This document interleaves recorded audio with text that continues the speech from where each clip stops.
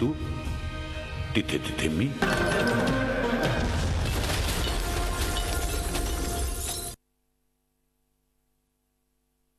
श्रद्धा आणि अंधश्रद्धेवर भाष्य करणारा, त्याचप्रमाणे देव असतो की नसतो किंबहुना देवाच्या अस्तित्वावर भाष्य करणारा देऊळबंद हा सिनेमा लवकरच रसिकांच्या भेटीला येतो आहे. त्याच निमित्ताने आपल्याशी खास बातचीत करण्यासाठी सिनेमातील कलाकार कश्मीर आणि गिरिजा, तुम्हा दोघांचं झी 24 तासवर खूप खूप स्वागत आहे. सुरुवात प्रथम तर कश्मीर तुझ्यापासून करणार आहोत. हा महिना खरं तर तुझ्यासाठी खूप चांगला ठरतो आहे, कारण लास्ट वीकच कॅरी ऑन मराठा रिलीज झाला, त्या लगेच देऊळबंद, बॅक टू बॅक 2 वेगळ्या मूवी रिलीज होत आहे. त्यात कॅरी ऑनला चांगलं ओपनिंग मिळालं आहे, त्याचाच फायदा देऊळबंदलाही होईल का असं वाटतंय?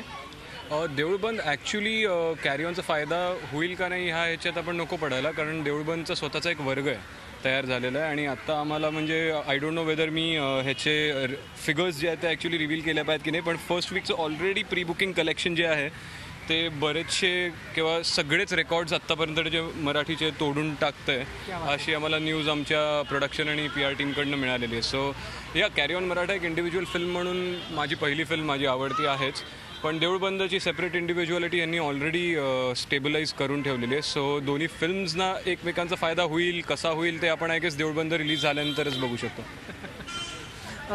कॅरी ऑनमध्ये एक रांगडा गडी प्ले केल्यानंतर आता देऊळमध्ये एक फॉरेन रिटर्न सायंटिस्ट तू प्ले करतोय जो देवाला मानत नाही, किंबहुना त्याने देवाच्या अस्तित्वावरच प्रश्न उमटवले असा तो तरुण तू फिल्ममध्ये साकारतो आहे. तर आम्हाला एक्झॅक्टली देऊळबंदचं कथानक आणि सिनेमातील तुझ्या कॅरेक्टरबद्दल ऐकायला आवडेल. वेल, आमची जी ओपनिंग लाईनच आहे जी पहिल्या मोशन पोस्टरमध्ये टाकली होती, एका देवात न मानणाऱ्या शास्त्रज्ञाची कथा. तो मी शास्त्रज्ञ मी प्ले करतोय, 10 वर्ष नासामध्ये काम करून आला आहे आणि आता इंडियामध्ये एका इम्पॉर्टंट प्रोजेक्टवर आला आहे. तो नास्तिक नाही आहे हे मला प्रकर्षाने सांगायला आवडेल. फिल्म पण तुम्ही बघितली तरी सारखं नास्तिक नास्तिक सांगितलं जातं आहे. तो स्वामी समर्थांचा तिरस्कार करतो एस्पेशली, आणि तो तिरस्कार तो का करतो ह्याच्यामागे खूप मोठी बॅकस्टोरी आहे जी मी रिव्हील नाही करणार. ती फिल्ममध्ये तुम्हाला उलगडत जाईल जशी बघाल तशी. त्या तिरस्कारातनं जी जन्माला आलेली नास्तिकता आहे ती आहे, पण त्याच्या कोरमध्ये कुठेतरी मुळाशी पण येतात त्याच्याबरोबर. म्हणजे जसं लगेरोमध्ये गांधीजी येतात आणि मुन्नाभाईबरोबर राहतात, तसे समर्थ माझ्याबरोबर राहिलेत फिल्ममध्ये एका पॉईंटनंतर. आणि त्यानंतर it's just a mad ride of Swami Samarth आणि हा सायंटिस्ट, आणि इट्स अ थ्रिलर ॲक्च्युली. म्हणजे तुम्ही फिल्म बघताना कुठली ही बाबागिरी किंवा चमत्कार आणि तशा टाईपच्या टेक्स्चरची फिल्म नाही आहे. It is an out and out thriller about this scientist, आणि त्याचं प्रोजेक्ट फेल व्हायला लागतं आणि मग ते कसं तो सगळं वर्कआउट करतो. आणि त्यामध्ये बरेच ट्रॅक्स आहेत, ATSचे, टेररिस्टचे, हे सगळे ट्रॅक्स गुंफून ही फिल्म केलेली आहे. आणि त्यात स्वामी समर्थांची आयडिओलॉजी आम्ही मांडली आहे. म्हणजे तद्दन हा मसाला चित्रपट आहे. ॲब्सोल्युटली मसाला आहे, पण त्याच्यामधनं एक बोध मिळतो, पण तो बोध दिला नाही आहे. आम्ही कमर्शियली ती फिल्म मांडलेली आहे, पण मसाला ओरिएंटेड थ्रिलिंग फिल्म मांडलेली आहे. पण जाताना कुठेतरी सबकॉन्शियस लेवलवरती तुम्ही एक बोध घेऊन जाता स्वामींच्या आयडिओलॉजीचा. आणि अध्यात्म आणि विज्ञान ह्या कशा नाण्याच्या 2 बाजू आहेत. म्हणजे त्या दोन्ही गोष्टी, म्हणजे ह्या दोन्ही फिलॉसॉफीज आणि आयडिओलॉजीज एकच गोष्ट सांगतात समाजाला, पण प्रत्येकजण वेगवेगळ्या रीतीने त्याला घेत असतो.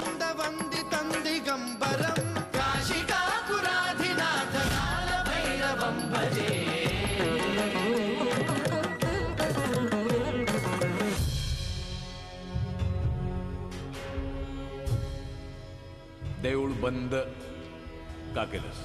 आता जिथे जिथे तू, तिथे तिथे मी.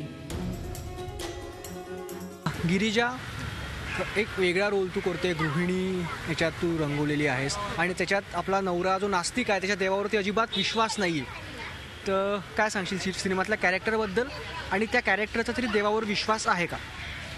मी राधा नावाचं कॅरेक्टर प्ले करते, आणि ॲक्च्युली तसं बघायला गेलं तर या कॅरेक्टरचा सुद्धा देवावर असा काही विश्वास वगैरे नाही आहे. बेसिकली तिलाही इकडे आल्यावर स्वामी समर्थ नक्की कोण आहेत हे काहीही माहिती नसतं, काही आयडिया नसते.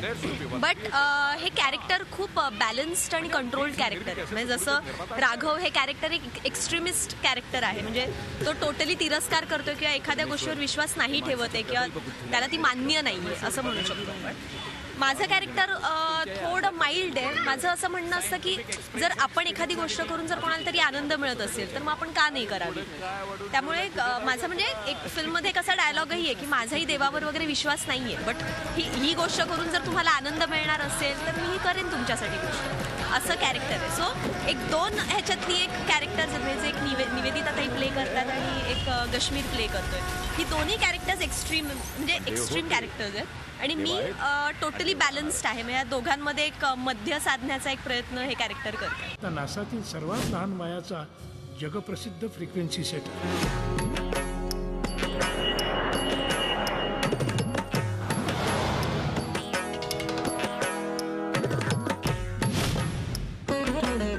Please stop this nonsense.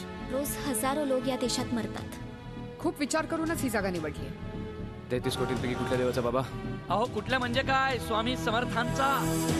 पहिली गोष्ट म्हणजे की आपल्याला जो क्राऊड लागतो एक फिल्म बनवण्याकरता, आम्हाला ते क्राऊड मॅनेज करताना प्रवीणला आणि अख्ख्या टीमला खूप यातना झाल्या असं म्हणायला हरकत नाही. पण क्राऊड तुम्ही जर का आम्ही त्र्यंबकला शूट करत होतो आणि त्या दिवशी ती वारी आली होती तिकडे. सो आम्हाला त्या अनुषंगाने आम्हाला 25,000चा क्राऊड जो एक्सपेक्टेड होता तो अखंड मिळाला त्या दिवशी. त्यांना मॅनेज करणं प्रचंड कठीण गेलं. पण कुठल्याही एवढ्या लार्ज स्केल, ही फिल्म एक लार्ज स्केल फिल्म आहे असं म्हणायला हरकत नाही. आम्ही 6 राज्यात शूट केली आहे, 4,000 किलोमीटर ट्रॅव्हल केले शूट करता करता. सो 25,000चा क्राऊड उद्या तुम्हाला एक फिल्म बनवताना जर का मागवायचं झालं तर त्याला मॉनिटरीली पैशाच्या दृष्टिकोन आर्थिक ह्याच्यात किती जास्ती खर्च झाला असता. पण फक्त हे स्वामींचे भक्त होते आणि त्यांचं जे स्वामींबद्दलची श्रद्धा आहे त्यामुळे त्या सगळ्यांनी त्या फिल्ममध्ये पार्टिसिपेट केलं 25,000 लोकांनी मिळून.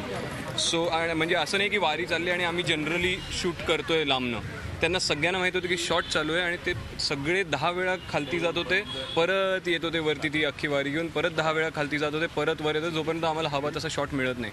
तिथे तिथे मी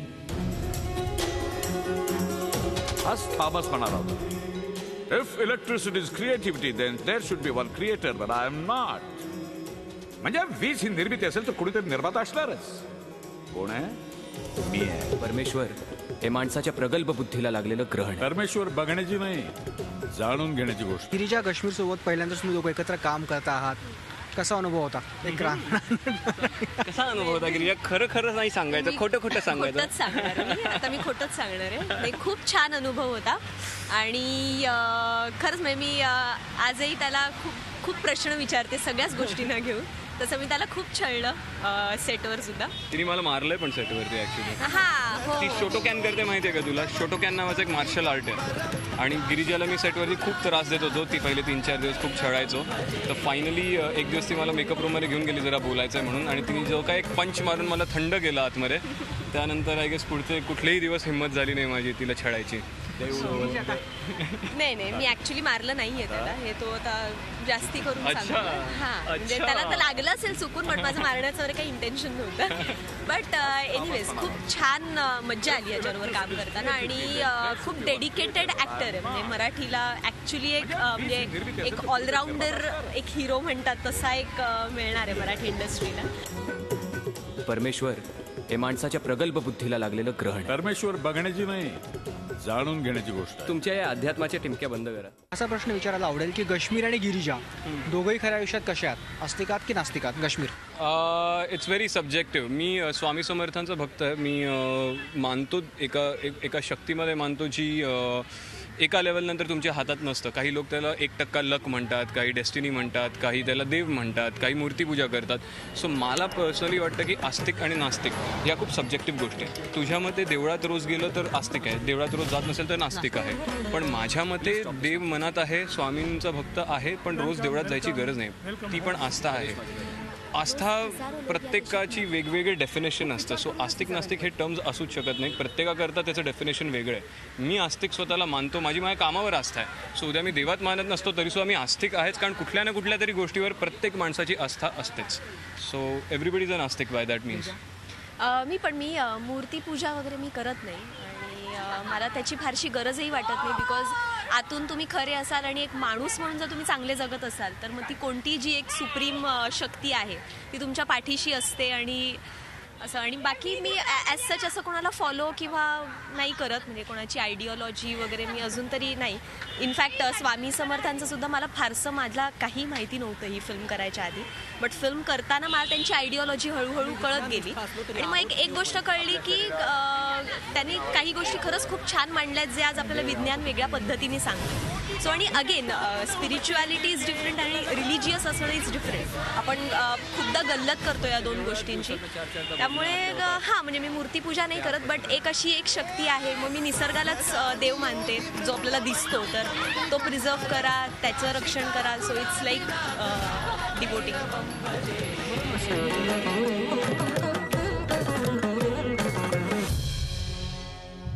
एक शेवटचा प्रश्न विचारतो. जाता जाता आमच्या रसिकांसाठी देऊळ बंद एका वाक्यात एक्सप्लेन करायचं असेल तर देऊळ बंद. कम्प्लीट पैसा वसूल एंटरटेनर फिल्म आहे.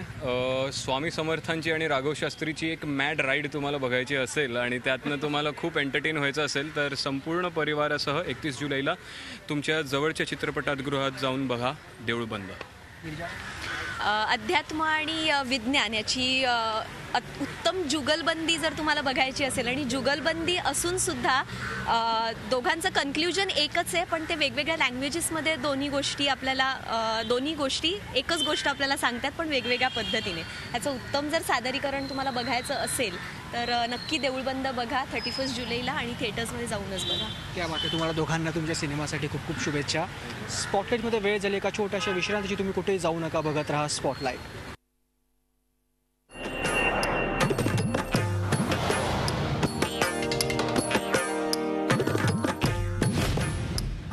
जिथे जिथे तू तिथे तिथे मी.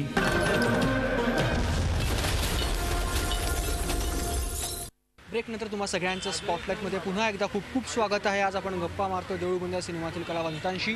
तर आता आपल्याबरोबर captain of the ship Praveen Tarte sir, तुमचं झी 24 तासमध्ये खूप खूप स्वागत आहे. सुरुवात आपण करणार आहोत अध्यात्म आणि विज्ञानाशी सांगड, अर्थात त्यांची जुगलबंदी सिनेमात दाखवण्यात आलेली आहे. तर काय देऊळबंद नेमकं काय? देऊळबंद एक अत्यंत एंटरटेनमेंट लेवलवरची बेस्ट फिल्म आहे असं मला वाटतं. आणि प्रत्येकाच्या मनात कुठं ना कुठं तरी नेहमी देव आहे की नाही असे अनेक प्रश्न निर्माण होतात. खरं तर हा प्रश्न निर्माण व्हायची गरज नाही आहे, कारण 5000 वर्षांची संस्कृती असणारा आपला देश आणि त्याच्यात 80% समाज हा देवाला मानणारा. त्यामुळं देवाचं अस्तित्व ह्याच्यावर प्रश्न उभे राहतात. हा खरं तर चर्चेचा विषय आहे, पण परंतु याच अशा विषयाला उत्तर देण्याचा प्रयत्न आम्ही देऊळबंद या चित्रपटातून केलेला आहे.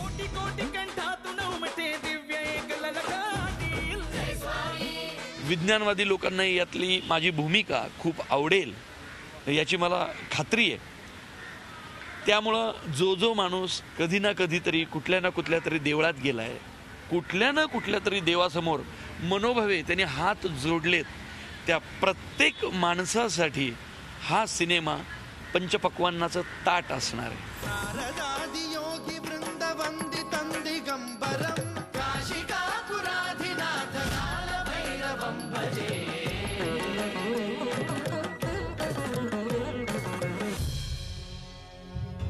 केलं की बाहुबली आणि बजरंगी भाईजान सारखेच मराठीतले देखील सगळे विक्रम देऊळबंद मोडेल. तर असा विश्वास का नेमका? मला विश्वास 100%. म्हणजे मराठी माणसांनी काय फक्त बाहुबली बजरंगी भाईजान अशाच चर्चा करायच्या का आयुष्यभर? मराठी पिक्चर गरीब, कमी पैशात होतो, त्याला कमी थिएटर मिळतात अशी ओरड सगळीकडे होते. पण देऊळबंद हा चित्रपट हे सगळे रेकॉर्ड मोडेल. आणि आर्थिक लेवलवरती सुद्धा देऊळबंद चित्रपट काय चमत्कार करतो हे मराठी प्रेक्षक पाहतील. म्हणजे मी काहीच करणार नाहीये, मी माझं काम केलेलं आहे. आता सगळं काम मराठी रसिक मायबापांना करायचंय. हिंदीच्या तोडीस तोड चित्रपट आम्ही बनवलाय, त्यांच्या तोडीस तोड व्यवसाय तुम्हाला करून द्यायचा आहे. आणि जी चर्चा बाहुबलीची, आता जसं परवा नरेंद्र मोदी साहेबांनी बाहुबलीच्या हिरोला बोलवून घेतलं, दिग्दर्शकाला बोलवून घेतलं, कदाचित तितक्या वरपर्यंत नाही पण महाराष्ट्राचे मुख्यमंत्री मला आणि माझ्या चित्रपटाच्या टीमला बोलवतील इतका व्यवसाय, एवढा चमत्कार देऊळबंद हा चित्रपट बॉक्स ऑफिसवर नक्की घडवेल आणि मराठी प्रेक्षक तो घडवतील. पण देव होते, देव आहेत आणि देव राहणारच. आतापर्यंत 110 शो बुक केलेत लोकांनी. म्हणजे अख्खं थिएटरच्या थिएटर बुक केले लोकांनी. मग त्याच्यात स्वामी समर्थांना मानणारे भक्त असतील किंवा अनेक राजकीय काही लोक असतील, काही सामाजिक लोक असतील, त्यांनी संपूर्ण शो बुक केलेत आणि मराठी सिनेमाला पहिल्यांदाच असं चित्र दिसतंय.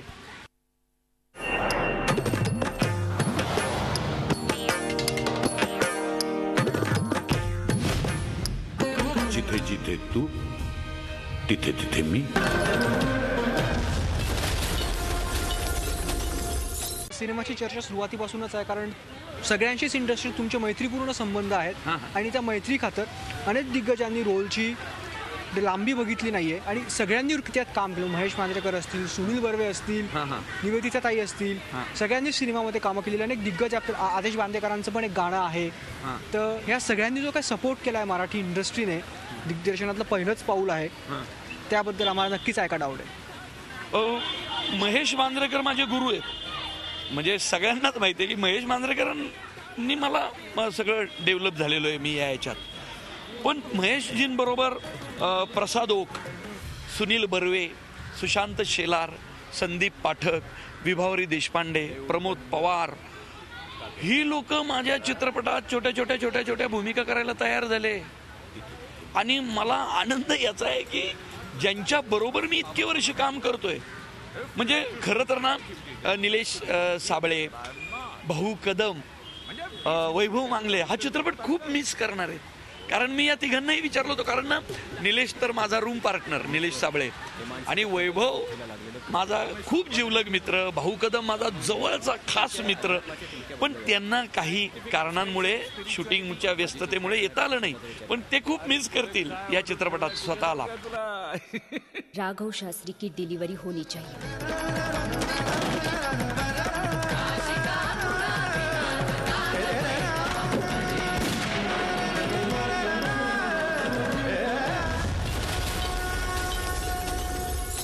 पण देव होते, देव आहेत आणि देव राहणारच. स्वामींवरचा सिनेमा आहे. आज महाराष्ट्रात नाही तर संपूर्ण भारतभर स्वामींचे भक्त आहेत. 4 राज्यामध्ये, अनेक राज्यांमध्ये सिनेमाचा शूट झालेला आहे. आणि त्यातलाच एक किस्सा माझ्या माहितीतला असा आहे की एका घाटात तुम्ही शूट करण्यासाठी गेला होतात. रात्रीची वेळ होती, पहाटे 4, 4:15च्या दरम्यान शूटिंग सुरू होणार होतं. पण त्या लोकेशनवर गेल्यावरती असं लक्षात आलं की ते खूप घाण आहे आणि स्वतः प्रवीण तुम्ही जाऊन गावकऱ्यांची भेट घेतली, स्वतः हातात झाडू घेतला आणि सांगितलं अरे आम्हाला 4ला शूट सुरू करायचं. आणि केवळ स्वामींच्या श्रद्धेपोटी 100 ते 150 गावातली माणसं तो घाट स्वच्छ करण्यासाठी कामाला लागली आणि पहाटे 4ला शूट सुरू झालं आणि ते कंटिन्यू सुरू राहिलं. खरं तर ना खूप इमोशनल, मला भावनिक दृष्ट्या इमोशनल असा मी भावनिक होणारा किस्सा आहे हा. खूप विचार करूनच ही जागा निवडली. 33 कोटींपैकी कुठल्या देवाचा बाबा? अहो कुठल्या म्हणजे काय, स्वामी समर्थांचा. तुमचा नक्की कोणावर राहते, देवावर की देवगुळ्या लोकांवर? दोघांवर. ही ना रमेश परजे म्हणजे पीटीआयची आयडिया, विनोद वनवे, राम खाटमोडे हे जे माझे असिस्टंट डिरेक्टर आहेत, तुषार, ही यांची आयडिया. आम्ही काय केलं, आम्ही शेजारच्या गावात गेलो कारण मॅनपॉवर लागत होती आणि घाट तर स्वच्छ दिसलेला पाहिजे ना. आपण ठीक आहे आपली माणसं स्वच्छता करतात, पण आता काय सिनेमात सगळं स्वच्छ लागतं. आणि मी त्या गावात गेलो, त्या लोकांना आमची भाषा कळत नव्हती, मला त्यांची भाषा कळत नव्हती. तुम्हाला मी सांगतो की भाषेचा अडसर न येता फक्त श्रीपाद श्रीवल्लभ स्वामींचं ते ठिकाण, फिल्म शूटिंग सिनेमा हा आंध्र प्रदेशात धर्म आहे हे मला त्या वेळेला जाणवलं. म्हणजे सिनेमाचं एक शूटिंग होत आहे आणि त्यात माझ्या गावातला घाट अस्वच्छ दिसेल या भावनेने ते लोक अस्वस्थ झाले आणि अख्खं गाव उठून त्या तिथं आलं. आणि पीटीआय म्हणजे रमेश परदेशीनी आणि माझ्या डिरेक्शन टीम, माझी प्रोडक्शन टीम यांनी मिळून आम्ही तो 3 तासात सगळा घाट स्वच्छ केला. आम्ही विज्ञान निष्ठा असलो तरी आहोत देवभोळे. आपल्या शरीरात मन नावाचा कुठलाही अवयव नाही आणि देव नावाचं कुठलंही एलिमेंट नाही. कोटी कंठातून उमटे दिव्य एक ललकारील. म्हणजे सिनेमासाठी खूप खूप शुभेच्छा. तर आजच्या श्रद्धा अंधश्रद्धा, देव असतो की नसतो, आस्तिकता नास्तिकता या सगळ्यांवर भाष्य करणारा, त्याचप्रमाणे अध्यात्म आणि विज्ञान यांची सांगड घालणारा देऊळबंद हा सिनेमा असून नक्कीच तो मराठी माणसांच्या पसंतीस उतरेल असा विश्वास संपूर्ण टीमने व्यक्त केलेला आहे. व्हिडिओ जर्नलिस्ट अरविंदमसह कपिल देशपांडे, झी मीडिया, मुंबई.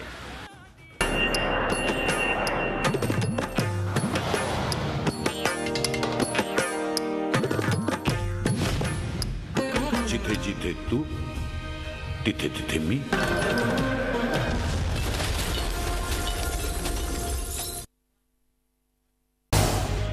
झी 24 तास रहा एक पाऊल पुढे.